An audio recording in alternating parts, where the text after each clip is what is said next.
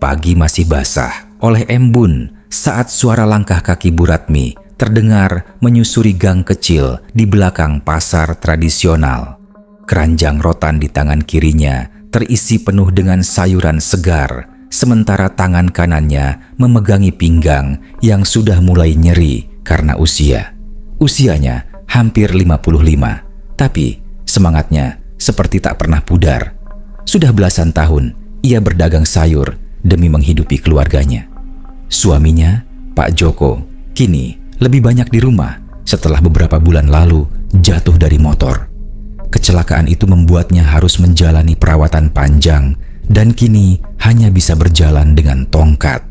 Hidup mereka tak mewah, tapi cukup sebelum Anton mulai berubah. Anton, anak sematawayang mereka, kini berusia 25 tahun. Sejak lulus SMA 5 tahun lalu, ia tak pernah benar-benar punya arah. Pekerjaan silih berganti, tapi tak ada yang bertahan lebih dari sebulan. Entah karena malas, tak cocok, atau memang tak betah diatur orang lain. Akhirnya, Anton lebih sering di rumah, tidur hingga siang, main HP, nongkrong di warung kopi, lalu pulang malam dalam keadaan kosong. Yang bikin hati Bu Ratmi hancur, anaknya itu tak segan-segan minta uang setiap hari. Bahkan bukan sekadar uang makan, tapi uang untuk hal-hal yang tak masuk akal. Top up game online, beli rokok mahal, hingga belakangan ini keinginan punya motor baru. Bu, teman-temanku udah semua naik motor. Masa aku masih pinjem-pinjem terus? Itu ucapan yang Anton ulang hampir tiap malam, terutama saat ibunya pulang dari pasar dalam keadaan letih luar biasa. Tapi Bu Ratmi hanya bisa menarik napas, menahan amarah. Dulu ia berharap Anton bisa jadi kebanggaannya. Tapi kini yang ia lihat hanya sosok laki-laki dewasa yang belum paham bagaimana hidup. Setiap pagi, suasana rumah itu selalu sama. Pak Joko duduk diam di kursi kayu depan rumah, menatap jalan dengan wajah kosong. Di dalam, Anton masih terlelap, dan Bu Ratmi sibuk menata dagangan sayur yang belum tentu habis. Tetangga mulai membicarakan mereka. Kasihan Bu Ratmi, anaknya itu loh, nggak ngerti beban orang tua. Dulu pendiam, sekarang galak sama orang tua sendiri. Desahan, gumaman, dan bisikan-bisikan itu seperti angin dingin yang mengelilingi rumah tua mereka. Tapi Anton tak peduli. Dia merasa dunia harus menyesuaikan dengan keinginannya, termasuk orang tuanya. Satu sore, saat matahari mulai redup dan langit ditutupi awan kelabu, Anton pulang dengan wajah cemberut. Tangannya menggenggam rokok, langkahnya berat dan kasar. Ia langsung masuk tanpa salam. Bu, mana uangnya? Suara keras itu menggema di rumah kecil yang hanya punya 2 kamar. Bu Ratmi yang sedang duduk di ruang tengah kaget. Aduh Ton, ibu belum jualan banyak hari ini. Nanti kalau udah cukup ibu kasih ya. Alasan terus, aku udah janji sama teman mau DP motor. Malu aku Bu, masa anak orang bisa punya aku enggak? Bu Ratmi memejamkan mata. Bukan karena takut, tapi karena capek hati. Pak Joko keluar dari kamar, menopang tubuh dengan tongkat. Ton, motor itu bukan hal utama. Kamu kerja dulu, nabung, baru beli. Pak, jangan ikut campur. Udah tua cuma bisa nyuruh-nyuruh. Nggak ngerti malu punya anak jalan kaki? Bentakan itu membuat suasana beku. Hening beberapa detik. Dan saat Pak Joko maju, berusaha mendekat untuk bicara baik-baik, Anton justru mendorong tongkatnya. Pak Joko oleng, tubuhnya jatuh menghantam lantai. Tergeletak tak bergerak, Bu Ratmi menjerit. Mas Joko! Anton melangkah mundur. Wajahnya memucat, tapi bukannya menolong. Ia justru kabur keluar rumah. Tak ada rasa bersalah di wajahnya, seolah kejadian barusan adalah hal biasa. Tetangga berdatangan. Pak Joko dilarikan ke klinik terdekat. Hasilnya, retak tulang pinggul dan harus rawat inap. Biaya tambahan lagi, beban lagi. Dan Anton hilang tak pulang 2 hari. Saat ia akhirnya pulang, tak ada permintaan maaf, tak ada penyesalan. Yang keluar hanya kalimat singkat, "Bu, temenin aku ke dealer motor. Temenku bisa bantuin DP-nya, tapi aku butuh tambahan 3 juta. Bu Ratmi hanya bisa menatap anaknya. Matanya sembab, tangannya gemetar, bibirnya tak sanggup menjawab. Dalam hati kecilnya, ia bertanya, apa ini benar anakku? Apa mungkin doa yang dulu ia panjatkan saat mengandung Anton kini menjadi azab yang diturunkan padanya sendiri? Namun, satu hal yang tak diketahui Anton, kesabaran orang tua ada batasnya, dan jika batas itu dilewati, bukan hanya air mata yang akan jatuh, tapi juga kutukan. Hari itu, langit mendung seperti menyimpan firasat. Angin berhembus malas melewati celah genteng rumah Bu Ratmi. Di dalam rumah, suasana tetap sama, dingin dan penuh ketegangan. Pak Joko belum bisa pulang dari klinik karena lukanya makin memburuk. Butuh röntgen lebih lanjut di rumah sakit. Tapi Anton masih juga belum peduli. 3 hari setelah kejadian ia mendorong ayahnya. Anton datang dengan wajah sumringah. Di depan rumah, motor matic berwarna hitam mengilap baru saja berhenti. Helm full face tergantung di kaca spion dan suara knalpotnya masih hangat. "Bu, lihat, akhirnya dapat juga." Dengan bangga Anton menepuk-nepuk badan motor itu, seperti menepuk kepala anak kecil yang baru diajak jalan-jalan. Senyumnya lebar, matanya berbinar, tapi tak ada kebahagiaan di wajah ibunya. Bu Ratmi hanya diam, menatap dalam hening.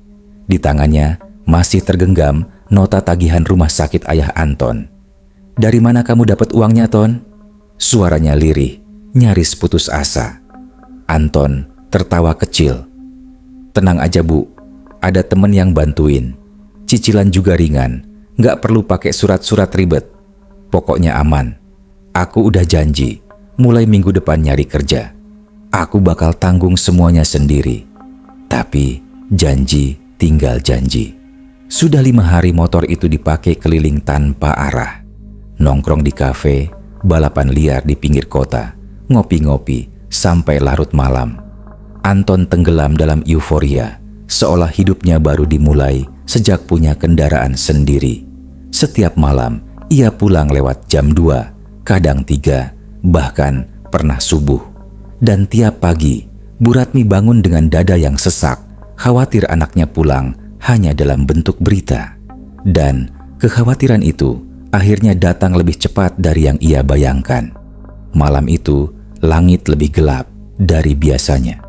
Hujan rintik turun sejak petang, membuat jalanan licin dan berkilau di bawah sorot lampu jalan. Anton keluar rumah dengan 2 temannya, Togar dan Reza. Katanya hanya mau ngopi di warung dekat terminal.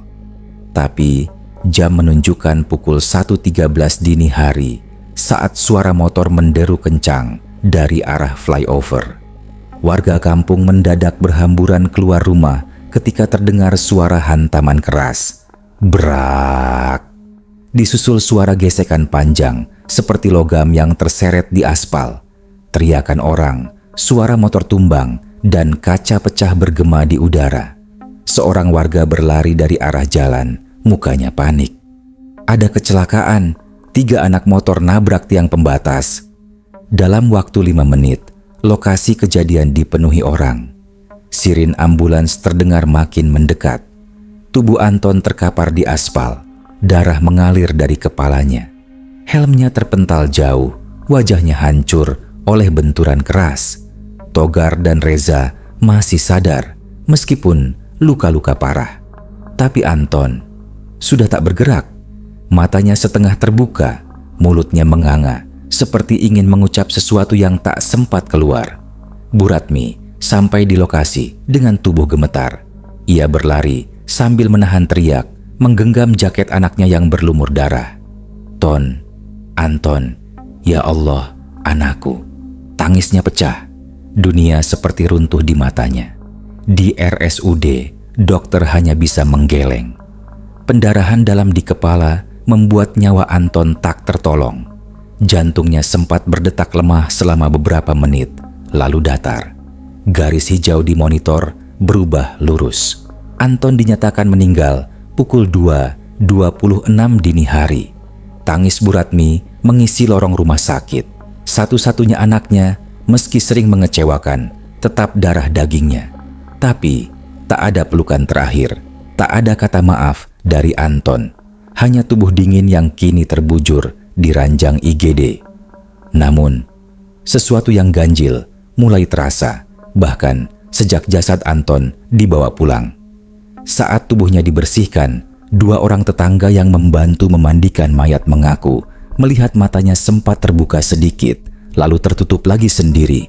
Salah satu dari mereka bahkan mendengar suara lirih dari telinga jenazah Anton, seperti bisikan, "Bu, jangan, jangan."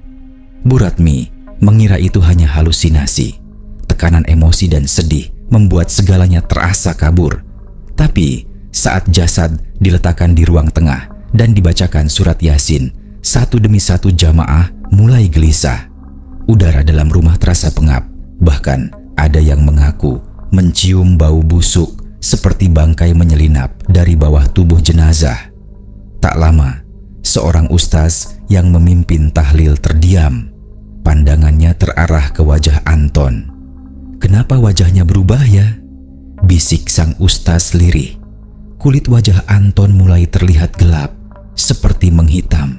Matanya yang semula tertutup rapat, kini terlihat sedikit terbuka, seolah mengintip orang-orang yang membaca doa untuknya. Dan ketika malam makin larut, saat lampu ruang tamu mulai meredup karena tegangan listrik menurun, suara ganjil itu terdengar lagi, pelan tapi cukup jelas. "Aku belum mati. Aku belum minta maaf." Rumah Bu Ratmi malam itu penuh sesak. Warga berdatangan untuk menghadiri tahlil malam pertama meninggalnya Anton. Karpet hijau digelar di ruang tamu dan sebagian halaman. Lilin-lilin kecil diletakkan di sudut-sudut ruangan untuk membantu penerangan, karena lampu sering meredup seolah tak kuat menahan energi yang ada di dalam rumah itu. Di tengah ruangan, jenazah Anton terbujur kaku, dibalut kain kafan. Wajahnya masih bisa terlihat sedikit dari celah lipatan kain. Dan entah kenapa, walau sudah dibersihkan, raut wajah Anton tampak makin menghitam, seperti terbakar dari dalam. Hidungnya mengeluarkan darah tipis yang tak berhenti meski sudah dibersihkan berkali-kali. Para jamaah mulai membaca doa. Surat Yasin bergema, tapi suasana terasa berat. Suara bacaan sering tersendat, seperti ada beban yang menekan tenggorokan mereka. Beberapa orang tua mulai batuk-batuk, bahkan salah satu dari mereka tiba-tiba mimisan. Pak Umar, tetangga sebelah rumah yang duduk paling dekat dengan jenazah, mulai gelisah. Ia merasa hawa dingin menusuk dari balik tubuh Anton. Tidak seperti biasanya, hawa itu seperti bergerak dan menghantam dadanya satu persatu. "Pak, ini ada yang aneh," bisik Pak Umar ke ustaz di sampingnya. Sang ustaz hanya mengangguk, tapi wajahnya mulai pucat. Baru kali ini, ia memimpin tahlil yang rasanya seperti dihadiri oleh sesuatu yang lebih dari sekadar manusia. Dan saat doa memasuki bagian permohonan ampunan, sesuatu terjadi. Kain kafan yang menutupi tubuh Anton bergerak sedikit. Sontak beberapa orang yang duduk di dekat jenazah langsung berdiri. Mereka mengira hanya angin. Tapi tak ada kipas, tak ada jendela terbuka. Semua rapat karena malam itu hujan. Beberapa detik kemudian, gerakan itu terjadi lagi. Lebih jelas, kain bagian dada seperti naik turun perlahan, seperti sedang bernapas. Seketika itu juga, suara bacaan doa berhenti. Semua orang terdiam, menatap tubuh yang seharusnya sudah kaku itu. Lilin di sudut-sudut rumah satu persatu padam, seperti ditiup dari arah dalam ruangan. hawa menjadi sangat dingin dan lembab. Tercium bau anyir darah bercampur busuk. Bismillah, gumam Ustaz Rahim, berdiri dan melangkah perlahan ke arah jenazah. Tapi sebelum ia bisa menyentuh tubuh Anton, kepala jenazah itu tiba-tiba menoleh sedikit ke arah kanan, seperti mencari seseorang. Mata Anton masih tertutup, tapi dari bawah kelopaknya, tetesan air mengalir, bukan air mata, melainkan darah segar berwarna hitam pekat. Allahu Akbar! Teriakan serempak mengguncang ruangan. Warga panik. Beberapa perempuan menjerit dan pingsan. Anak-anak kecil digendong orang tuanya keluar. Kursi dan sajadah berantakan. Semua berlari menuju pintu. Bu Ratmi hanya bisa berdiri di pojok ruangan. Tubuhnya gemetar hebat. Matanya tak lepas dari jenazah anaknya sendiri. Tubuh Anton perlahan mulai mengangkat sedikit, hanya beberapa senti dari lantai. Tapi cukup untuk membuat Ustaz dan dua orang lelaki yang masih bertahan di dalam ruangan langsung mundur. Lalu, suara itu terdengar. "Bu, aku belum minta maaf. Aku belum selesai." Suara itu tidak keluar dari mulut Anton, tapi dari arah dinding rumah, menyebar seperti gema, berat dan dalam. Suara yang tidak bisa diucapkan manusia hidup atau mati. Dan detik itu juga, lampu rumah padam total, gelap gulita. Hanya tersisa suara nafas panik dan langkah kaki tergesa-gesa di luar rumah. Rumah Bu Ratmi kosong. Semua orang telah kabur. Hanya ia seorang diri yang tersisa. Dengan sisa keberanian yang dikumpulkan dari dalam tangisnya, Bu Ratmi mendekat ke jasad Anton. "Ton, kamu mau apa, Nak? Ibu maafin kamu. Ibu ikhlas. Jangan begini, Ton." Tiba-tiba mata Anton terbuka. Hitam, kosong, dan menyala samar dalam kegelapan. Dari mulutnya mengalir darah, tapi juga suara, parau, seperti tercekik. "Bukan ibu yang aku tunggu, Bu. Masih ada yang harus aku temui, yang pernah aku sakiti." Lalu tubuh itu diam kembali, seperti tidak terjadi apa-apa. Beberapa menit kemudian, lampu rumah menyala perlahan. Tapi rumah sudah sepi. Tak ada satupun warga yang berani kembali masuk. Bahkan hingga keesokan harinya, saat jenazah Anton hendak dimakamkan, hanya 3 orang yang membantu mengangkat keranda. Wajah mereka pucat. Sorot mata mereka kosong. Mereka menyaksikan hal yang tak bisa mereka ceritakan dengan kata-kata. Anton memang telah meninggal, tapi ruhnya belum pergi. Pemakaman Anton berlangsung tanpa prosesi besar. Hanya 3 tetangga yang cukup berani ikut ke liang lahat. Pak RT bahkan tak hadir, katanya mendadak masuk angin. Tidak ada orang yang ingin terlalu dekat dengan jasad yang semalam telah membuat satu kampung nyaris gila. Makam Anton diletakkan di sisi timur kompleks pemakaman kampung, berdempetan langsung dengan deretan belakang rumah warga. Jarak pagar belakang dengan batu nisan Anton tak sampai 2 meter. Sebagian rumah bahkan hanya dipisahkan oleh tembok tipis dan semak liar. Hari pertama setelah pemakaman berjalan tenang, tapi semua berubah di malam kedua. Pak Waryo, pemilik rumah yang paling dekat dengan makam Anton, menjadi orang pertama yang mengalami kejanggalan. Sekitar pukul 2 dini hari, ia mendengar suara isak tangis dari balik dinding dapurnya. Tangisan itu pelan, seperti suara orang menyesali sesuatu, tapi terdengar terus-menerus dan semakin keras. Awalnya ia pikir suara itu berasal dari radio tetangga yang lupa dimatikan. Tapi suara itu terlalu nyata, terlalu dekat, seperti berada tepat di belakang tembok dapurnya. Pak Waryo yang penasaran memberanikan diri membuka jendela kecil yang menghadap langsung ke pemakaman. Dan apa yang dilihatnya membuat jantungnya hampir berhenti. Seseorang berdiri di atas makam Anton. sosoknya tidak bergerak, berdiri kaku, menunduk, memakai kain kafan lusuh dan basah oleh tanah. Tapi yang paling mengerikan adalah lehernya miring, seperti patah, dan dari mulutnya mengalir tanah bercampur darah segar. Pak Waryo langsung mundur, menutup jendela dengan panik dan mengunci semua pintu rumah. Tapi saat ia menoleh ke dalam dapur, sosok itu sudah berdiri di balik pintu, senyap dan hanya memandang dengan mata kosong menyala merah redup. Istrinya yang terbangun karena suara keras jeritan suaminya langsung pingsan di tempat. Sejak malam itu, Pak Waryo tak pernah mau tidur di rumahnya sendiri.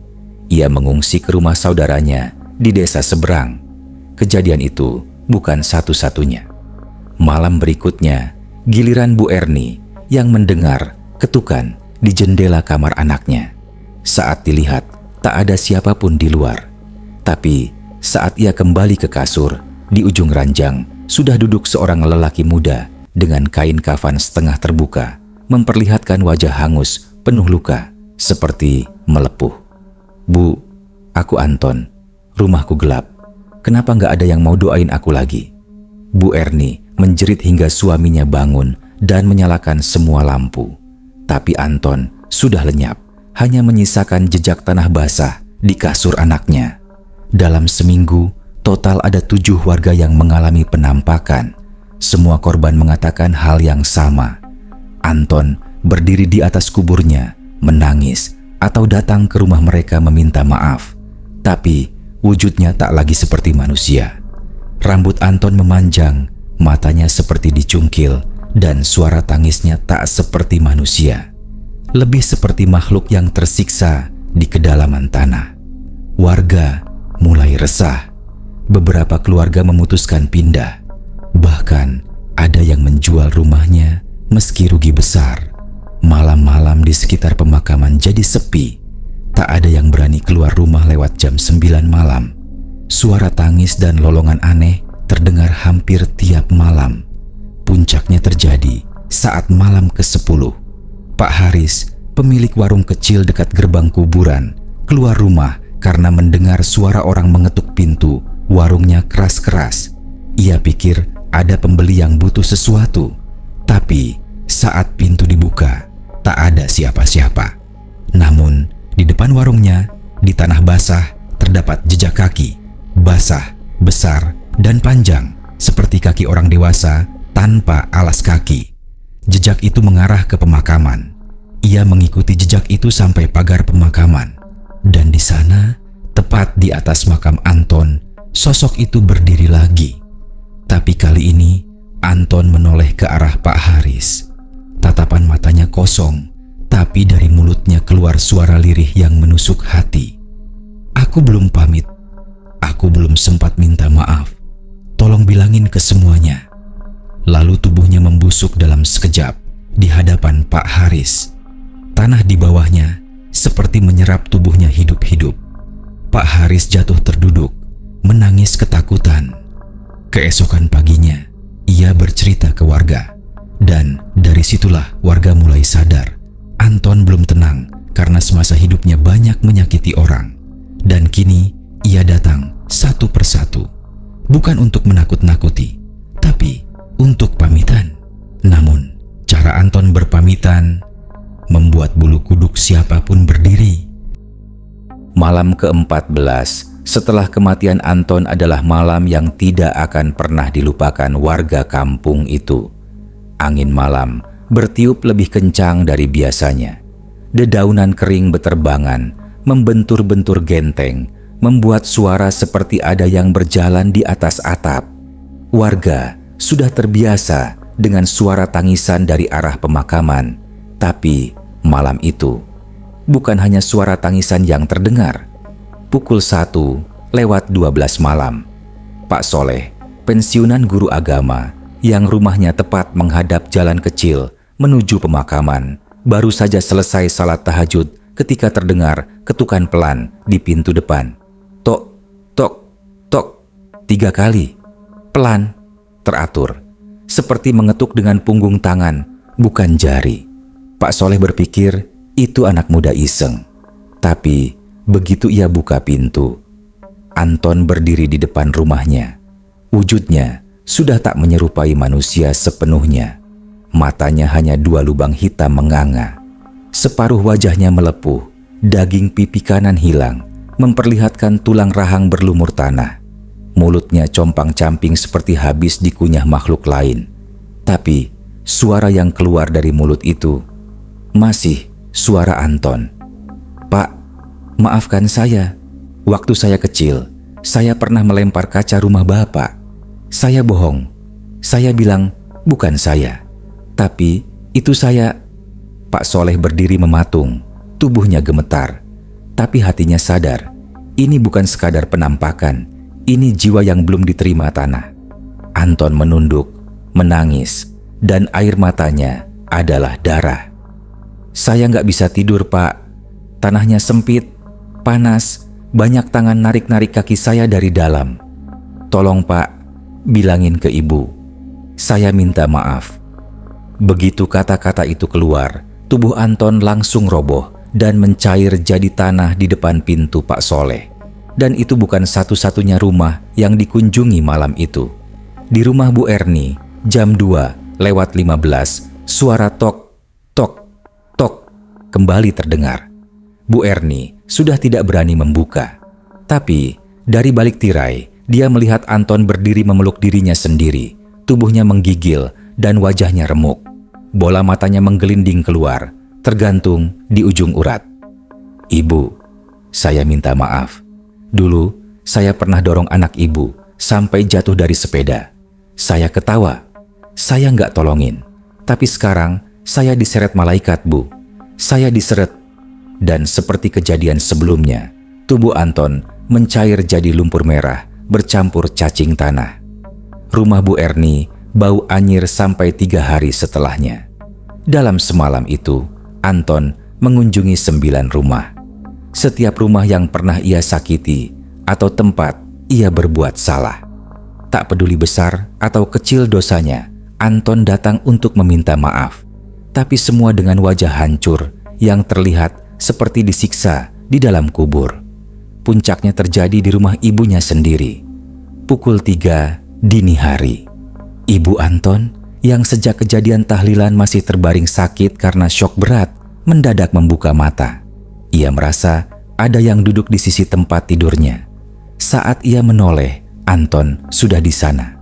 Tapi wujudnya bukan seperti malam-malam sebelumnya.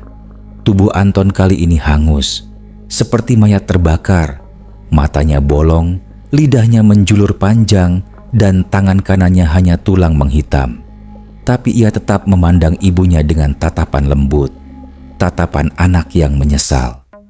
"Ibu, aku anak durhaka, aku yang bikin Bapak celaka, aku yang minta motor, aku yang bikin Ibu susah, aku minta ampun Bu, izinkan aku pergi, tolong."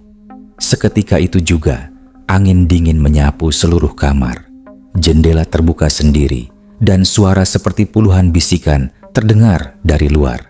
Sang ibu, meski tubuhnya gemetar, memeluk tubuh anaknya yang penuh luka. "Ibu, ampuni kamu, Ton. Ibu, ampuni semua." Saat kata itu terucap, tubuh Anton perlahan berubah. Tak lagi hangus, tak lagi berlumur tanah. Kini wajahnya perlahan kembali seperti semasa hidup. Tapi sayangnya, wujud itu hanya bertahan sebentar. Anton tersenyum, air mata menetes. "Terima kasih Bu, aku boleh pergi sekarang." Dan tubuhnya pun menghilang perlahan, tanpa suara, tanpa bau busuk, hanya meninggalkan seuntai tasbih milik sang ibu yang sempat hilang setelah tahlilan malam pertama. Tetapi gangguan belum selesai. Warga kira Anton sudah tenang, tapi suara tangis dari makamnya masih terdengar tiap malam. Dan yang lebih mengerikan, beberapa warga melihat Anton duduk di atas makamnya. Tak bergerak, tak berkata apa-apa, hanya duduk, seolah menunggu hari ke-40. Hari ke-40 sejak kematian Anton tiba. Warga kampung sudah bersiap mengadakan tahlilan lagi. Tapi tidak seperti hari-hari sebelumnya, hampir setengah dari undangan menolak datang. Alasan mereka satu, takut akan teror Anton yang selama 39 malam terakhir terus muncul dalam berbagai wujud mengerikan. Di mushola kecil depan rumah ibunya Anton hanya ada 8 orang laki-laki yang datang malam itu, termasuk Pak Soleh dan Ustaz Jufri yang sejak awal berani memimpin doa meski diganggu suara-suara aneh tiap malam. Malam terasa lebih sunyi dari biasanya. Tak ada suara jangkrik, tak ada hembusan angin. Langit malam itu hitam pekat, seperti langit ikut berduka. Beberapa warga yang tetap di rumah mengunci pintu rapat-rapat, menutup jendela dengan kain hitam, dan membaca ayat kursi berulang-ulang. Mereka tahu, malam ini bukan malam biasa. Pukul 11 malam, suasana berubah drastis. Makam Anton bergetar. Tanah di atasnya menggelembung seperti direbus dari bawah. Uap putih mengepul, disertai bau busuk menyengat yang sampai ke rumah-rumah warga sekitar. Dari dalam rumah ibunya, terdengar suara tangisan. Tapi bukan suara manusia. Tangis itu seperti serak dan retak, bercampur dengan suara erangan, seperti suara makhluk disiksa. Lalu, pintu rumah warga satu persatu diketuk lagi. Tok, tok, tok. Kali ini bukan satu pintu, semua pintu, secara bersamaan. Seluruh warga mendengar ketukan di rumah masing-masing. Ada yang pelan, ada yang keras seperti dilempar batu. Seorang anak kecil di ujung gang melihat jelas Anton berdiri di tengah jalan, tapi kepalanya terbalik menghadap ke belakang. "Ibu, aku pamit ya, tapi masih banyak yang belum maafin aku." Tangannya menunjuk rumah demi rumah. Dan setiap rumah yang ia tunjuk, jendela terbuka sendiri, tirai melambai, padahal tak ada angin. Di rumah Pak Lurah, suara ketukan berubah jadi suara hantaman. Dinding bergetar, gelas-gelas di dapur jatuh pecah. Tapi begitu dibuka, tak ada siapapun, hanya selembar kain kafan terbakar tergantung di gagang pintu. Warga mulai panik. Pak Soleh yang memimpin tahlil tiba-tiba muntah darah. Tubuhnya menggigil hebat, lalu ia menjerit, "Dia di sini, di tengah-tengah kita." Semua menoleh, tapi tak ada Anton di sana. Tiba-tiba, lampu mushola padam. Dalam kegelapan itu, terdengar suara langkah kaki menyeret. Bukan satu, tapi banyak. Seperti ratusan kaki melangkah dari arah makam Anton ke arah mushola. Suara itu makin lama makin dekat. Lalu, terdengar bisikan di telinga semua yang ada di situ. Dia belum selesai, masih ada yang belum maafkan. Pak Jufri langsung membaca ayat kursi dengan suara lantang. Tapi mulutnya terkunci, rahangnya tidak bisa digerakkan. Tubuhnya jatuh ke lantai seperti kayu patah. Salah satu jemaah melihat bayangan besar seperti Anton diseret oleh sosok bersayap hitam. Mukanya dihantam batu nisan dan dilempar kembali ke tanah. Anton tak bisa pergi. Ia terjebak antara alam manusia dan alam kubur. Karena masih banyak dendam, masih banyak dosa yang belum selesai, dan ampunan yang tak ia dapatkan dari semua orang yang pernah ia sakiti. Pukul 3 dini hari, Ibu Anton bangun dan berjalan ke makam. Dengan kaki gemetar dan tubuh renta, ia duduk di samping makam anaknya. Air matanya jatuh tanpa suara. Lalu ia bisikkan, "Ton, Ibu ampuni kamu. Kalau masih ada yang belum memaafkan kamu, biarlah Ibu yang minta. Biar semua dosamu Ibu yang tanggung." Langit langsung bergetar pelan. Awan bergulung. Angin kencang menyapu pepohonan. Dan dari tanah makam muncul asap hitam yang melayang ke atas, kemudian menghilang. Suara tangisan berhenti. Suara ketukan pintu lenyap. Bau busuk pun perlahan berganti jadi bau bunga kenanga. Seminggu setelah malam itu, makam Anton tak pernah lagi bergolak. Warga mulai tenang. Tak ada lagi ketukan pintu, tak ada suara dari arah makam. Tapi setiap malam Jumat, Tepat pukul 3 dini hari, seorang warga yang lewat masih melihat sosok Anton duduk bersila di atas kuburnya dengan wajah tenang dan tangan bersedekap. Bukan untuk menakuti lagi, tapi seolah sedang mendoakan agar tak ada anak lain yang mengikuti jejak durhakanya.